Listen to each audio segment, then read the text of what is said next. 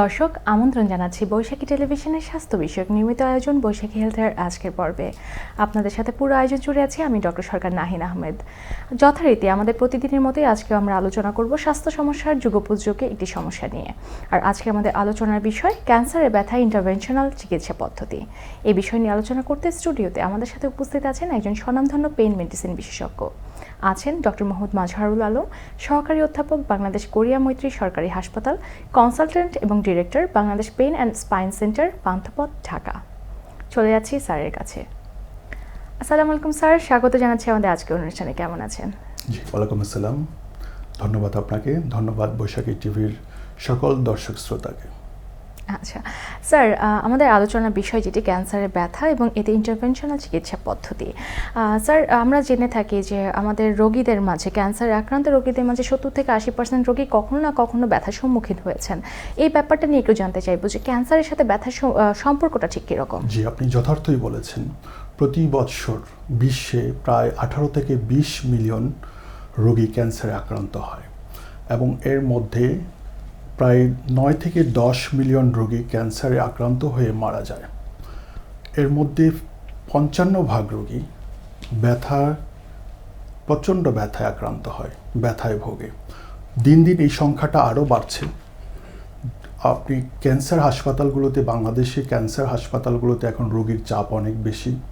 তো সেই জন্য ক্যান্সার আক্রান্ত রোগীদেরকে ব্যথা মুক্ত রাখাটা আর একটা ব্যথার ডাক্তার হিসেবে আমি মনে করি যে আমাদের সবার দায়িত্ব। আচ্ছা স্যার, ক্যান্সারের সাথে ক্যান্সারের রোগীদেরকে ব্যথাটা হওয়ার কারণটা কি হতে পারে? দেখেন, ক্যান্সারের জন্য যে ব্যথার উৎপত্তিটা, অনেক ধরনের মেকানিজম আছে।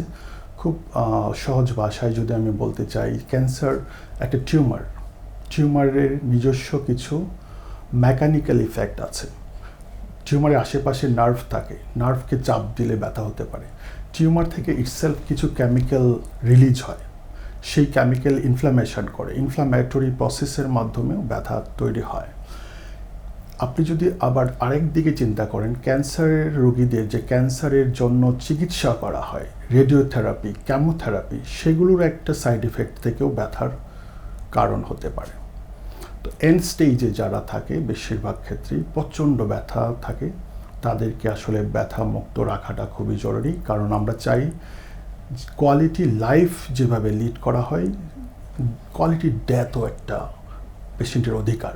আপনার যতদিন সে জানে, যারা খুব খারাপ ক্যান্সারে আক্রান্ত তারা হয়তো জানে যে বেশি দিন হয়তো উনি বাঁচবে না, কিন্তু ওনাকে যদি আপনি একটা কমফোর্টেবল লাইফ দিতে পারেন, যতদিন সে বেঁচে থাকবে, ব্যথা মুক্ত থাকবে, তাহলে তার জন্য অনেক কিছু। আচ্ছা স্যার, এই ক্যান্সারে আক্রান্ত রোগীদের ব্যথা উপশম করার জন্য আপনারা সাধারণত কী ধরনের পদ্ধতি অবলম্বন করে থাকছেন? জি, ক্যান্সার আক্রান্ত যে রোগীগুলো, ব্যথার কারণ আমরা যদি বলি, প্রথমে টোটাল পেইন নামে একটা কথা আছে। টোটাল পেইন অর্থাৎ ক্যান্সারের রোগীদের, ক্যান্সারের জন্য যেরকম ফিজিক্যাল পেইন, এটা হচ্ছে শারীরিক ব্যথা। তারপরে সাইকোলজিক্যাল পেইন, খুবই ইম্পর্টেন্ট। একজন ক্যান্সারের রোগী সাইকোলজিক্যালি অনেক ডিপ্রেস থাকে, তাকে সাইকোলজিক্যাল সাপোর্ট ডেফিনেটলি আপনাকে দিতে হবে। সামাজিকভাবে অনেক, তার পরিবার মনে করে যে একটা বার্ডেন মনে করতে পারে, উনি নিজে চিন্তা করতে পারে উনি ক্যান্সারে আক্রান্ত, ওনার সন্তানের কি হবে, ফিনান্সিয়াল একটা ব্যাপার থাকে। সোশ্যাল একটা পেইন থাকে, স্পিরিচুয়াল আধ্যাত্মিক একটা পেইন থাকে যে আল্লাহ কেন আমাকে এটা এই রোগ দিল, অন্যকে কেন দিল না। সো টোটাল পেইনের মধ্যে তাহলে হচ্ছে physical, psychological, social and spiritual, চারটাকেই এমফেসিস করে আপনাকে ট্রিটমেন্ট করতে হবে। ফিজিক্যাল পেইন যদি আমি শুধু বলি যে শারীরিক যে ব্যথা, সেটার জন্য আবার WHO, ওয়ার্ল্ড হেলথ অর্গানাইজেশন, একটা স্টেপ ল্যাডার গাইডলাইন দিয়েছে। স্টেপ 1 মানে হচ্ছে অল্প ব্যথা, যেখানে প্যারাসিটামল, অ্যানেসাইডস জাতীয় কিছু ওষুধ। স্টেপ 2 মাঝারি ব্যথা, মাঝারি ব্যথার জন্য হচ্ছে উইক অপিওয়েড, ট্রামাডোল গ্রুপের কিছু ওষুধ। স্টেপ 3তে হচ্ছে মাঝারি থেকে তীব্র, যেখানে আপনি মরফিন, যেটা হচ্ছে স্ট্রং অপিওয়েড, ফেন্টানিল, এই ধরনের ওষুধ দেবেন। 4 নম্বর, যেটা রিসেন্ট অ্যাড হয়েছে, বেশি দিন হয়নি, 4 নম্বর স্টেপে যেটা হচ্ছে তীব্র থেকে তীব্র ইনট্রাক্টেবল পেইন বলি আমরা, যেখানে হচ্ছে কনজারভেটিভ ট্রায়াল কাজ করছে না, অর্থাৎ মরফিন দিয়েও কাজ হচ্ছে না, তখন আমরা ইন্টারভেনশনাল পেইন ট্রিটমেন্ট করি। এগুলো হচ্ছে অ্যাকর্ডিং টু WHO গাইডলাইন অনুযায়ী। এইভাবে আমরা একটা ক্যান্সারের রোগীকে গাইডলাইন অনুযায়ী চিকিৎসা করার চেষ্টা করি। আচ্ছা স্যার, ইন্টারভেনশনাল পেইন ম্যানেজমেন্টের কথা বললেন, সহজ ভাষায় ইন্টারভেনশনাল পেইন ম্যানেজমেন্ট বলতে আমরা কি বুঝি?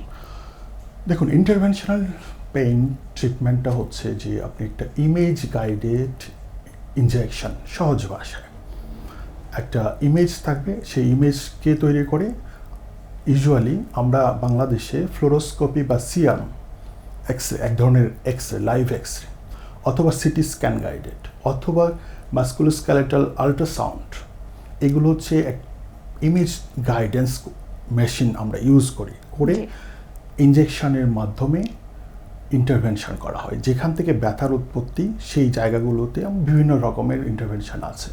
আপনি যদি চিন্তা করেন যে কার্ডিয়াক ইন্টারভেনশন, আমরা যে হার্টের যে রিং বা স্ট্যান্টিং করা হয়, সেটা যেরকম কার্ডিয়াক ইন্টারভেনশন, যেখানে সার্জারি লাগে না, ঠিক নিউরো ইন্টারভেনশন, ব্রেইনে ইন্টারভেনশন করা হয়, তেমনই হচ্ছে পেইন ইন্টারভেনশন, যেখানে সার্জারি না করে ইন্টারভেনশন করা হয়। আচ্ছা স্যার, এবার একটু জানতে চাইবো যে বাংলাদেশের প্রেক্ষাপটে সাধারণত কোন ধরনের ক্যান্সারের রোগী আপনারা সবচেয়ে বেশি পাচ্ছেন, এবং এই ধরনের ক্যান্সার থেকে বেঁচে থাকার কোনো উপায় আছে কিনা?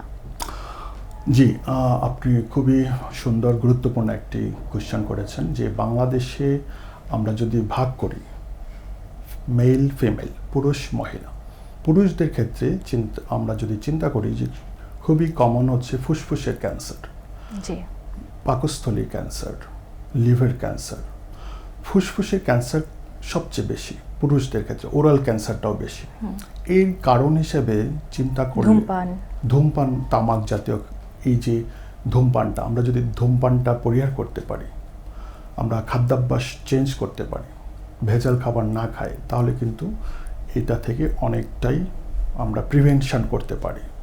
আবার আপনি ফিমেল মহিলাদের কথা যদি চিন্তা করেন, যে তা ওনাদের হচ্ছে সার্ভাইকাল ক্যান্সার, জরায়ুর ক্যান্সার, এই ক্যান্সারগুলো আমরা স্ক্রিনিং টেস্ট করি। ব্রেস্ট ক্যান্সার হলে আমরা স্ক্রিনিং টেস্ট কি করি? ম্যামোগ্রাম। সার্ভাইকাল ক্যান্সার, জরায়ুর ক্যান্সারে আমরা হিউম্যান প্যাপিলোমা ভাইরাস, এইটা যদি আমরা স্ক্রিনিং টেস্ট থাকে বা ভ্যাকসিনেশন করা থাকে, তাহলে কিন্তু 50 to 60% ক্ষেত্রে ক্যান্সার না হওয়ার সম্ভাবনা। তো এই জায়গাগুলো আমরা যদি এমফাসিস দেই যে স্ক্রিনিং টেস্ট, তারপরে ধূমপান পরিহার করা, সুষম খাদ্যাভ্যাস করি, ভেজাল খাবার না খাই, তাহলে অনেক ক্ষেত্রেই ক্যান্সারকে আমরা পরিহার করতে পারি। আচ্ছা স্যার, আমাদের জনসাধারণের ভেতরে একটি ভ্রান্ত ধারণা প্রচলিত আছে যে ক্যান্সার হলেই তো মারা যাবে রোগী, তাহলে এত খরচ করে এত ব্যয়বহুল একটি চিকিৎসা গ্রহণ করার আমার কি দরকার? স্যার, এই ব্যাপারে আপনার মতামত জানতে চাচ্ছিলাম। যে কথাটা আমি আবারও বলছি যে আসলে ক্যান্সার আক্রান্ত রোগীরা খুবই অসহায় হয়ে পড়ে। তার ফ্যামিলি, তার সোসাইটি থেকে যদি সাপোর্ট না পায়, রাষ্ট্র থেকে যদি সাপোর্ট না পায়, তাহলে তার জন্য খুবই ডিফিকাল্ট হয়ে যায়। সেই জন্য ক্যান্সার আক্রান্ত যারা রোগী আছে তাদের পাশে আমাদের সবাইকেই দাঁড়ানো উচিত। সেই ক্ষেত্রে তার ট্রিটমেন্ট অবশ্যই করা উচিত। ক্যান্সার আক্রান্ত হলেই যে সব রোগী যে মারা যায় এমনও না। সঠিক সময়ে খুব আর্লি ডায়াগনোসিস যদি হয়, তাহলে অনেক রোগীকেই বাঁচানো সম্ভব, তাকে অনেক দিনের জীবন দান করা সম্ভব যদি আল্লাহ চায়। তো আমরা চাই যে ক্যান্সার আক্রান্ত রোগীগুলো যেন অন্তত ব্যথা মুক্ত থাকে। সেই ধরনের কাজগুলো আমরা যে ইন্টারভেনশনাল পদ্ধতি আছে সেগুলো করে থাকি। যেমন আপনি যদি চিন্তা করেন, আমরা ফ্রম হেড টু টো প্রত্যেকটা জায়গায় ক্যান্সারের রোগীর জন্য ইন্টারভেনশন আছে। আপনার যদি হেড নেক বা ওরাল ক্যান্সার হয়, আমরা এখানে যে নার্ভগুলো আছে, ম্যান্ডিবুলার, ম্যাক্সিলারি, যেগুলো ট্রাইজেমিনাল নার্ভের ব্রাঞ্চ, এগুলোকে আমরা রেডিও ফ্রিকোয়েন্সি করি। আমরা ব্রেস্ট ক্যান্সারের জন্য বিভিন্ন রকমের প্যারাভার্টিবালি ইলেকট্রোস্পাইনাল ব্লক, এপিডুরাল, ইভেন ইন্ট্রাথিক্যাল পাম্প, যেটা খুবই অ্যাডভান্স একটা ট্রিটমেন্ট। তো এইগুলো আমরা অনেক ধরনের ইন্টারভেনশন আছে। সিলিয়াক প্লেক্সাস ব্লক আছে, সুপার হাইপোগ্যাস্ট্রিক প্লেক্সাস ব্লক আছে। এগুলো করে পেশেন্টকে সম্পূর্ণভাবে ব্যথামুক্ত রেখে তাকে একটা ভালো লাইফ আমরা দিতে পারি। ধন্যবাদ স্যার। দর্শক, এতক্ষণ আমরা শুনছিলাম ক্যান্সার সম্পর্কিত বিস্তারিত আলোচনা, ক্যান্সারের জনিত ব্যথার থেকে মুক্ত থাকার জন্য কি করা যায় এবং কি কি চিকিৎসা পদ্ধতি গ্রহণ করা যায় সে সম্পর্কে।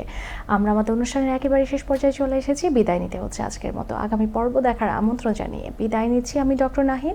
সুস্থ থাকুন, ভালো থাকুন, বৈশাখী টেলিভিশনের সাথেই থাকুন।